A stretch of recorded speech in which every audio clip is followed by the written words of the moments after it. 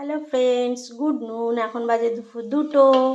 তো সকালের পরে মেয়েকে স্কুল থেকে দিয়ে এসে বাজার নিয়ে এসে ঘরের সমস্ত কাজকর্ম কমপ্লিট করে স্নান পুজো করে রান্না হয়েছে আজকে মাছের ঝোল।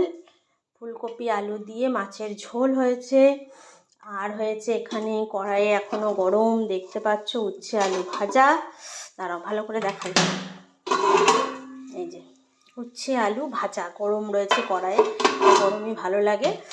আর এখানে রয়েছে ফুলকপি আর আলু দিয়ে মাছের ঝোল। এই যে দেখতে পাচ্ছ মাছ, এটা হচ্ছে মাছের ঝোল করেছি ফুলকপি আলু দিয়ে। আমার বড়ের ইচ্ছা ছিল, মাছ অনেকটাই হয়েছে, এই জন্য কালকের জন্য করে রেখে দিয়েছি একদম। কালকে যেহেতু বৃহস্পতিবার সুবিধা হবে। আর এখানে ছোট মেয়ের জন্য পেটির মাছ ভাজা আছে 4-5টা। আর সাথে আছে ধনেপাতার চাটনি, ধনেপাতার চাটনি। এই হচ্ছে আজকের মেনু।